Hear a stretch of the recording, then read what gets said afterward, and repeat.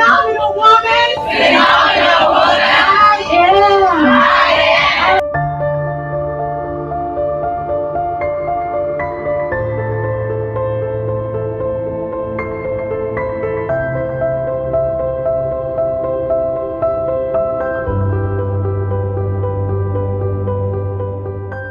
Phenomenal Woman was a poem that was written by Maya Angelou. And at the time that she wrote it, there wasn't so much literature that was being done by African women or African American women. Her poem is very interesting because she talks about a woman being appreciated for who she is. And who she is, not just being an object. Maya Angelou speaks about empowerment and emancipation of all women. So this poem was very inspiring, and I decided to use this title as the title of our conference. Women, we are the pillars of a home and a community and a nation. We have the inherent power to influence and make positive change and changes in the lives of people. But very often, we are unseen and unheard, and we're always behind the scenes. So in this conference, let's use this opportunity to network with each other. There are different women from different places, professionals, businesswomen, entrepreneurs.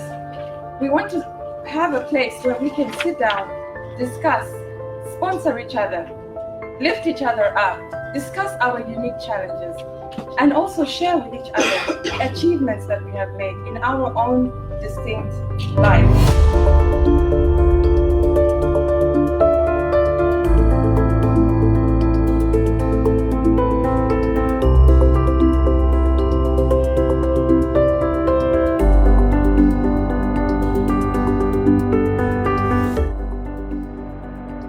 Do what's right for you, not what's easy.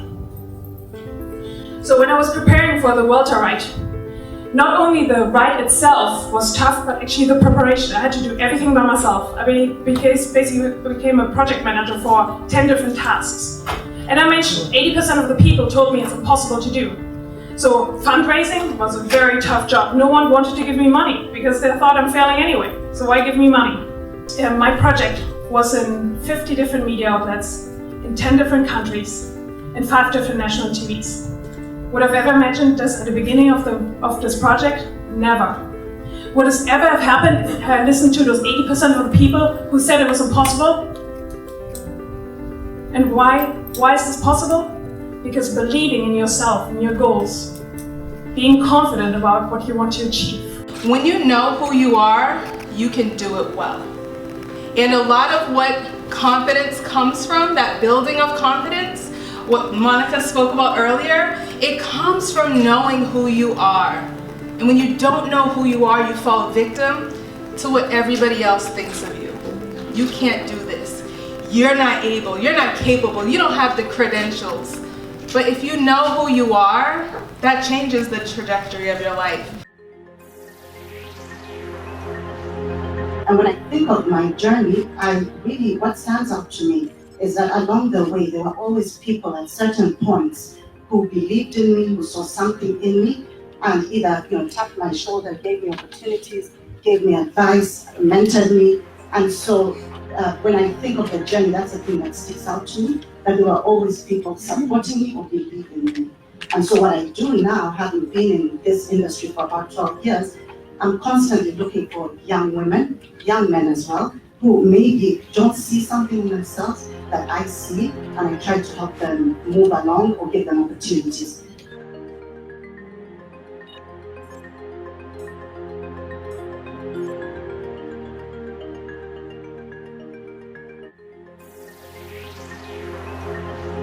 The first step of rediscovering your existence is anything that I'm curious about, I'm actually going to follow and pursue.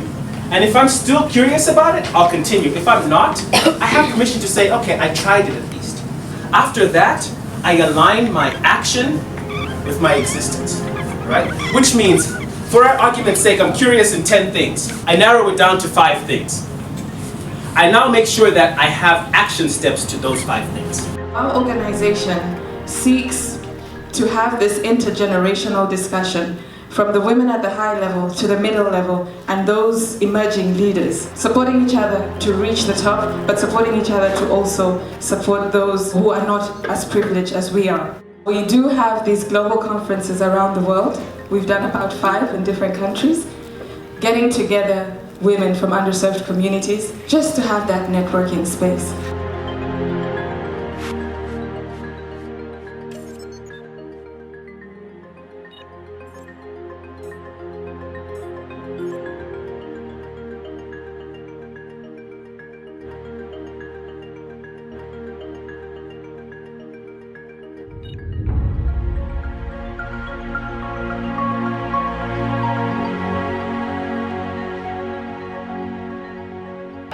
Conference is a wonderful opportunity for women to gather and talk to one another about what's going on in their lives and where they want to go to. Use this opportunity to learn from another woman, doesn't matter what age they are, speak to another woman, hear their stories, and grow the network. It doesn't have to be formalized, but grow the network where we support each other.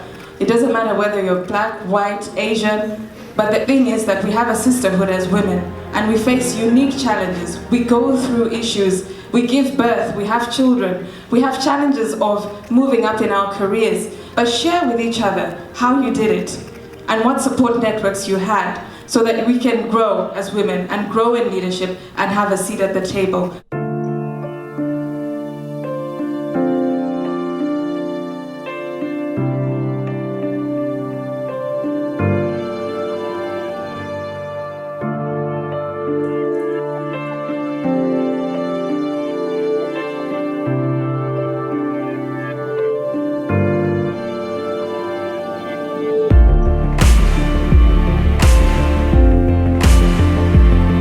My journey has been to encourage many women from all over the world to also fulfill their God-given potential.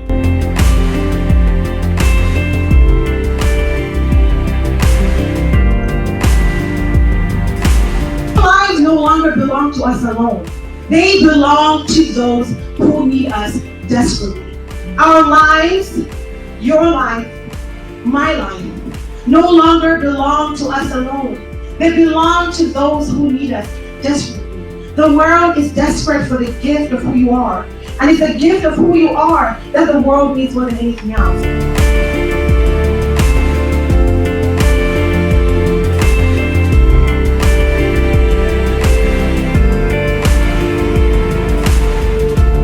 My vision was to support women like me. So I ask you today to sit down and think, what is your vision? What has God or your Creator put you in this world to do now? Think deeper, wider, and then ask yourself, how can I help someone else? If you already feel you have achieved and it's okay, help someone else.